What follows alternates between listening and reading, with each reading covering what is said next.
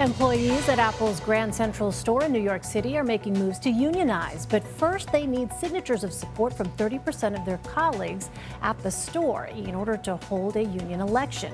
If their bid is successful, they'll be the first union within the company. The group is asking for a $30 minimum hourly wage for all workers, additional holiday time, and information on more robust safety protocols. An Egyptian TikTok influencer has been sentenced to 3 years in prison after a court convicted her of human trafficking. She was found guilty of exploiting girls for money through social media platforms. Human rights activists say this case, along with a handful of others in Egypt, are being used to control what young women share online. A Kentucky man is $450,000 richer after suing his former employer. Back in 2019, Kevin Berling says he told his old company to not hold an office birthday party for him because it would cause too much stress, but the company did anyway. Berling suffered from several panic attacks, which he says led to his firing. His lawsuit claims he was discriminated against for his disability, while the company says it stands by the decision to fire him.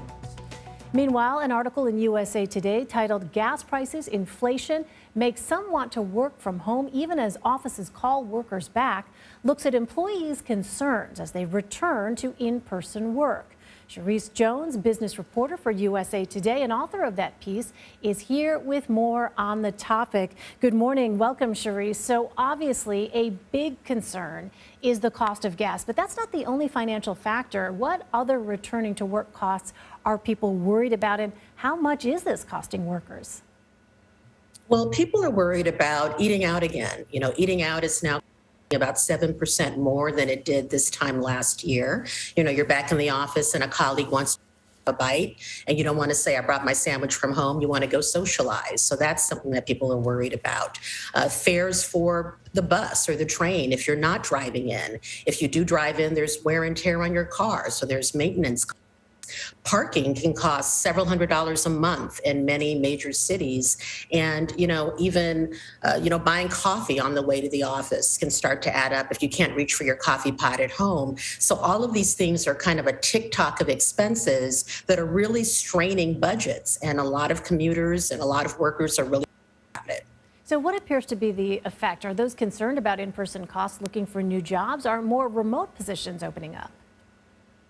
There's a lot of new remote work opportunities. It's not always easy to find a new job, obviously. There's one man that I spoke to who works in a call center. He makes $10 an hour, and he definitely wants to find something new, but you can't always find that immediately. So some people are just trying to find ways to kind of winnow their budget in other places.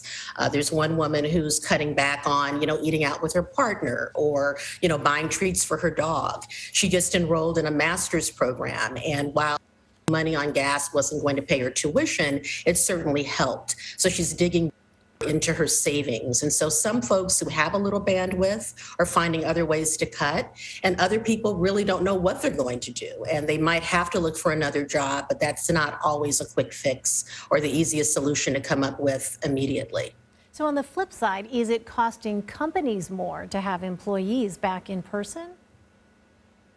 Well, about 63% of employers are actually giving pay increases or one-time bonuses to their employees to offset inflation. So yeah, it is costing them more, but they figured that that's a better thing to do than to lose an employee and then have to go out and hire somebody new.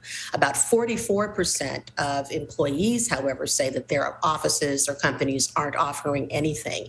And it's kind of a catch-22 because companies don't necessarily want to have a permanent pay increase they have to keep paying if prices start to go down, which is what tends to happen with inflation. It doesn't last forever. But a lot of companies are trying to find different perks they can offer to workers to make sure that they don't quit and they can hire people when they need them. Return to office is something a lot of people are talking about. Cherise Jones. Cherise, thank you very much. Thank you.